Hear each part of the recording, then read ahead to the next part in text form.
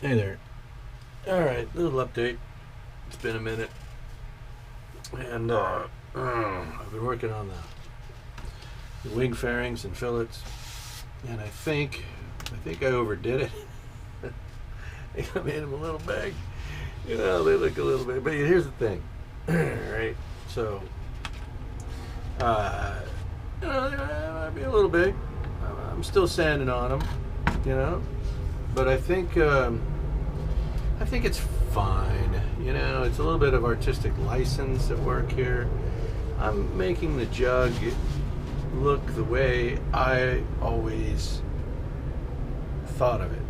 And what I mean is, she's a big, bulky stepsister of a girl that, you know, it's like how the Brits are with the Hurricane. She's the sidekick to the Spitfire's superhero. And the Jug has always been perceived in the States as, you know, the second act to the P-51. And I've always thought that doesn't quite capture the reality of this airplane. This is a fantastic airplane. I don't care what anybody says. I prefer it to the P-51.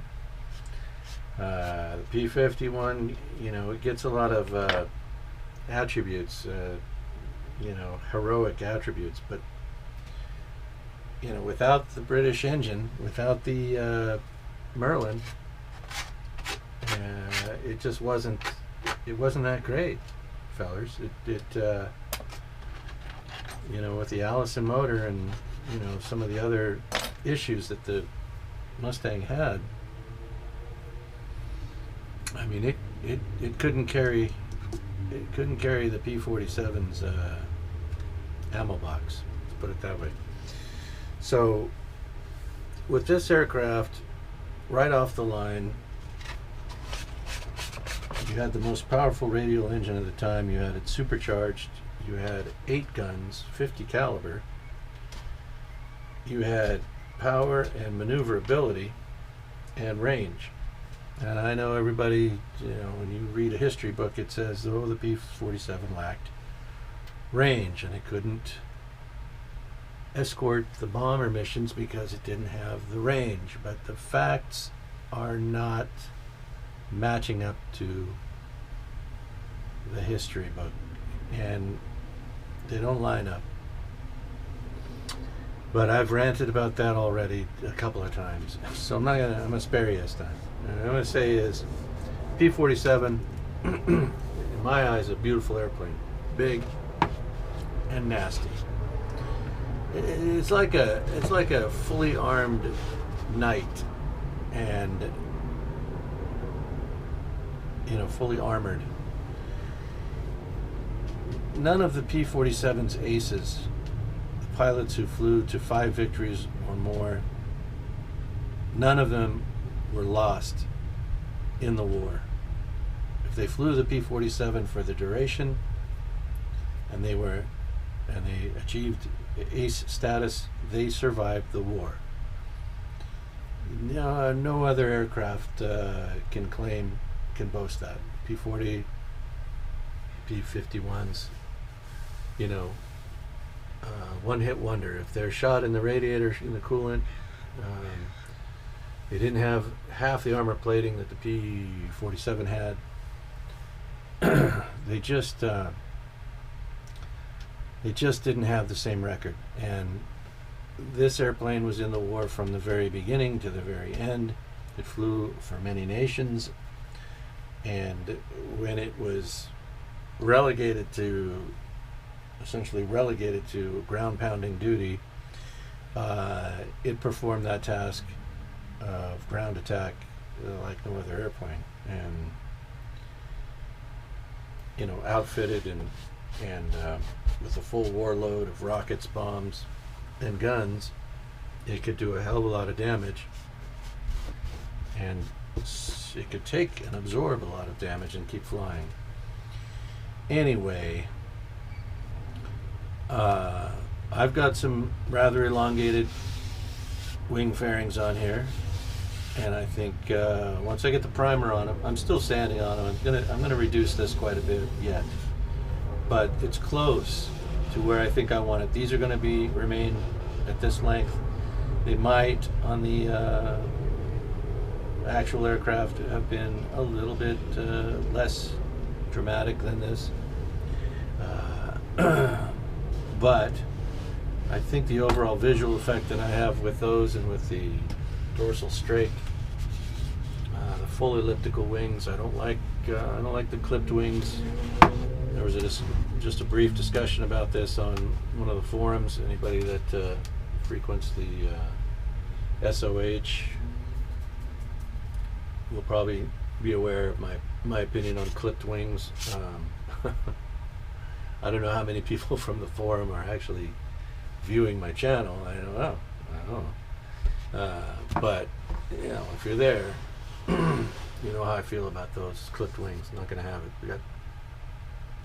We got the full elliptical wings. We got a more of a racing style wing fairing here, and we've got the dorsal strake on here.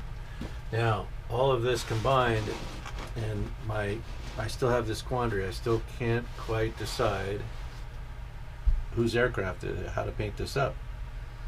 And I've been kind of playing with the idea of, you know, since it's not going to be quite 100% accurate. None of my airplanes really. I mean, I don't build to exact scale. You all know that. None of my airplanes, I can't claim any of it. I think the closest I came to something like that might have been the Air Express, maybe, or the Waddell Williams Gilmore Oil Roscoe Turner Air Racer, maybe. The Stearman, maybe.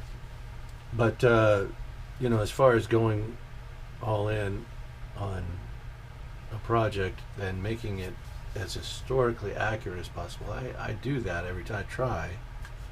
I make that effort. But I think in this case, I might have been subliminally, there's a word for you, or subconsciously. Here's another one. Well, that's not so. Anyway, I might have been looking at this overall just a little bit differently, a little more of I don't know, artistic expression, as I said earlier. So here's the upper wing fairing. I'm going to flip the airplane over in my phone booth here. Anybody under 40 doesn't know what a phone booth is. Maybe Doctor Who fans, I guess. And then here it is on the underside. And again, this will be taken down still, sanded quite a bit. These are a little rough, as I said, you know, from the outset of this process undertaking. I said this area here might end up looking just a little rough. I've got a little room yet to clean it up. I'm about halfway through, if you want to call it a process, halfway through the wing fairing and fillet manufacturing process here. Still quite a bit of sanding and reduction yet to do. So here's a method, and this is kind of what I do. After I tape, you know, the area that I want, the area of interest or the area to focus, the shape of these, tape them off, throw in the spackle. As soon as that's, you know, dry enough, I can take off the tape and begin sanding on the spackle.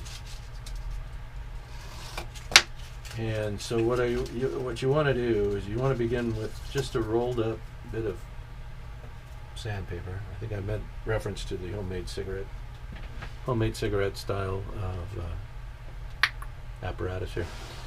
And you just start working at it. You know, nothing special. You just roll up the sides here, fair it into the fuselage, and roll out to the wing, you know, along the fillet. Right? You don't get in there and start digging. You don't want to dig a trench in this stuff. You just want to start gently working it up and basically erasing the harder edges of it, right? So this is all you do. You don't want to dig the nose or the back end of the roll of sandpaper into the work. You just want to try and keep it as flat as you can. And just go around and round and round. And what you're doing is taking down the high spots. If you end up with a pocket or a low spot, you just come back with a bit of filler, a little bit, wet it just a little bit. Just treat the area, fill that little pothole or whatever, and then come back along with your sandpaper and continue, right, until you've got a nice smooth effect. So the way it should look here is flat across. You want to disappear the back edge of the wing, and you want to make sure everything's kind of rolling fluid-like, one surface to the other. No hard lines, no divots, no trenches, no valleys, nothing like that. You're just working it all around and then to delineate it, you are looking at how this is delineated. For that, you just want to, if you're going to shape an edge of the sandpaper, you just need a little piece like so, folded, and then you just, where are my spectaculars? Here they are. So then you just come in with that edge, and you really want to have something small. Let's say, maybe even skinnier than this. But you're just going to work that line like so, okay? It's all right if it isn't perfect, right? Because this is a process, and it's part of a journey and all that. You're learning how to do stuff. You can't just, nobody can just do stuff right off the bat. Everything takes time and practice and experience and all that stuff. But anyway, this is how I delineate these lines. And you go around, the whole aircraft, and you just want to make sure that that line is clearly, delineated, as they say. And this is how, I do it. And you can, come up with a method for yourself if you want. But this works, and it's, it's free. Cost of the sandpaper. And, so what you're left with in the end, hopefully, is a decent shape. And on your, on the surface connection to the airplane, where the, there it is, where the, where's that one I just had? Oh man. Is that right in front of me? No. So, what you end up with is, as I said, is a smooth transition all the way around the edges of the wing root fairing, just by doing that, for a while. And that's basically the story on this. So I've got a bunch of videos I haven't put up yet. They're in the camera, and a couple of them are in a folder on the computer. Just haven't had time to upload them. We had Easter and whatnot. And kids were here, and there's been stuff happening. I haven't really been working on this too much. It doesn't take much time to ladle a bunch of spackle onto one of these. So. But it does take a while for it to dry, especially when you're laying on, thick. I talked about doing this in shifts. I think what you're looking at here is probably the third application, and there'll probably just be touch up going around the edges and making sure that I have everything even, so that one fillet looks like the other, top and bottom. So that's 4 different fillets that all have to look, have symmetry to each other. At least 2 on top have to look like each other, and the 2 on the bottom have to look like each other. So, and then the tail, I've done all I think I'm going to do with that. That now is just come to sanding as well. We're just gonna clean up those edges and sand those down a little more until I'm happy. And then the whole thing will get a coat of the sealant that I've been talking about, that I always mention. I should probably get a bump from them for all of it. But anyway, we're getting somewhere. We're getting closer to something. As I said, my big problem right now is trying to figure out how I'm going to paint this up. I've got another couple of weeks to think about it. I've been looking online and all the different reference photographs of all the squadrons. There's a couple that jump out. There's a degree of difficulty in some of the paint. I thought about laying on the checkerboard nose and doing the version of this that I have saved. It's I can't remember what the call sign or whose airplane it is, but it's a bare metal checkerboard, black and white nose, black stripes on the tail, just a single black stripe on each of the tail surfaces, and it has the under fuselage D-Day invasion stripes, but not the underwing ones.